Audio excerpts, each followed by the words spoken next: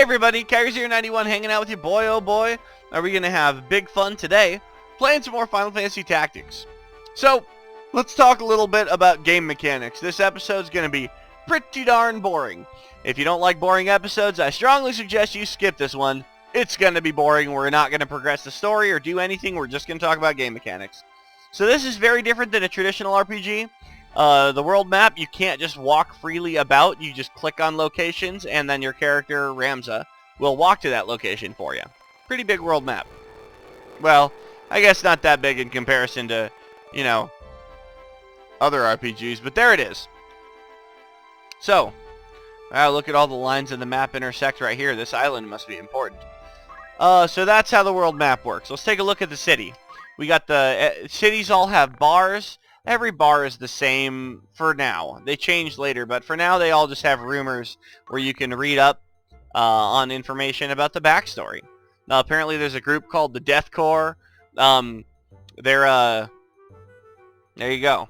The Death Corps. Been making the most trouble. So they're the Death Corps is like a group of like thieves and robbers and stuff that are terrorizing the area. King Amdoria. Let's see here. So King Amdoria is an old man, and apparently we're concerned because he collapsed. So, but since most public policy is done by the Queen, nobody's worried. 50-Year War. This is a very, very, very long story. I'm not going to explain the whole thing to you because it doesn't matter. All that you need to know is that Ivalice was at war with another country, and after the war was over, that's kind of where we're at now in the story. Keep in mind, right now, we are still in a flashback. I should probably have explained that earlier. Yeah, in the very first battle, if you remember at the end of it, Delita shows up and kidnaps the princess. And then after that, Ramza says, "Why are you in Gultana's troops?" That begins this flashback that we're currently playing through. So we're playing the events from 1 year before the fight outside the church where the princess was kidnapped. That's why Delita's now with us. It's not like he kidnapped the princess and then went on to join us. So, let's go back into the town and we'll take a look at the shop.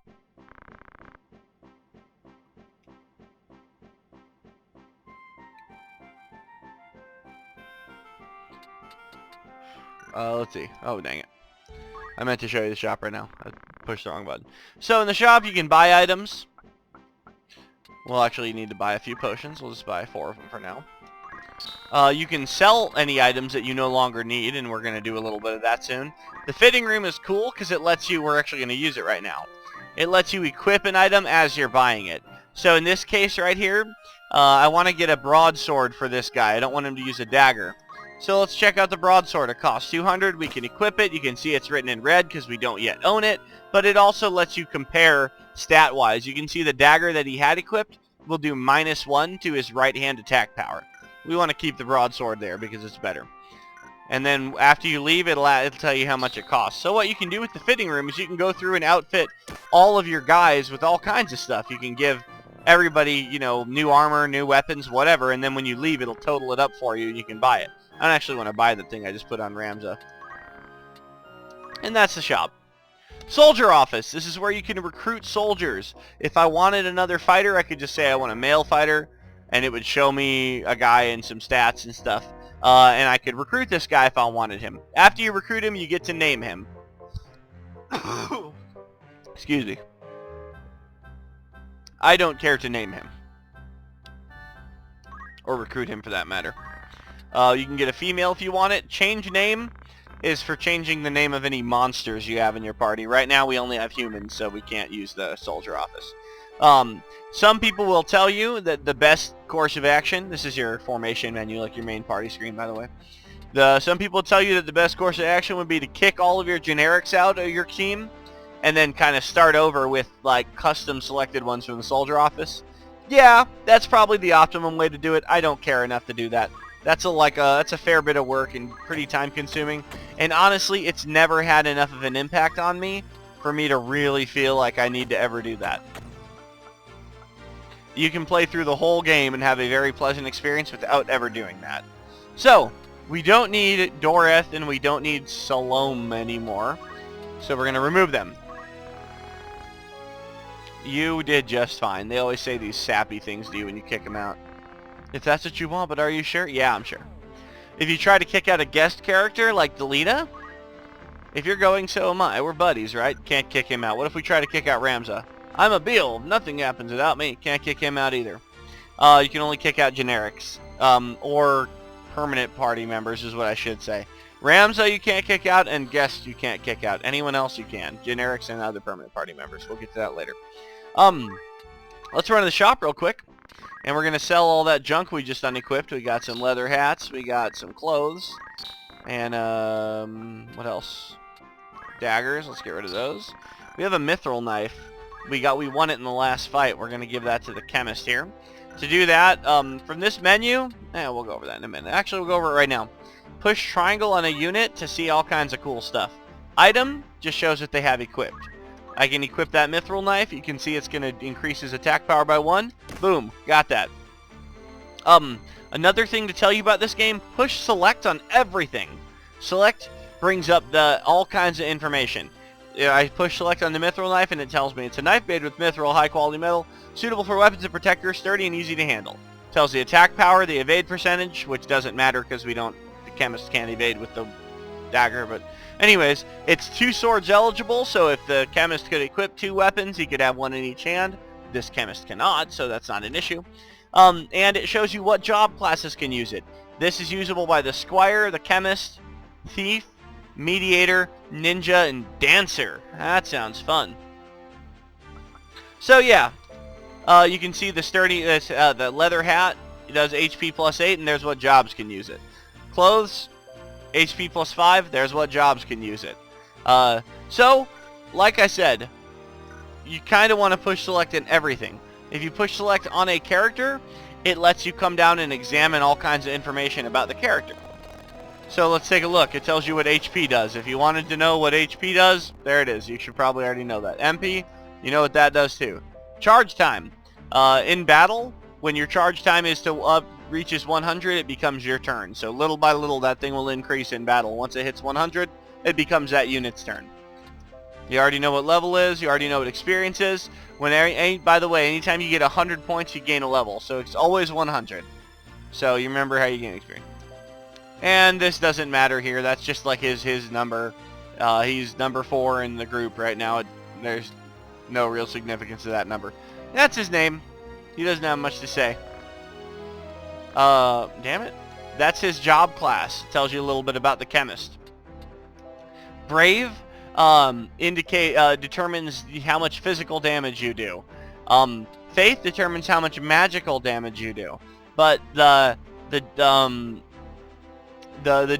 also have like negative impacts. Like for example, Faith I think lowers your physical damage capability by having higher Faith, and also having higher Brave impacts some stuff too. So having higher Brave isn't always a good thing. Finally, the last piece of information is the zodiac sign.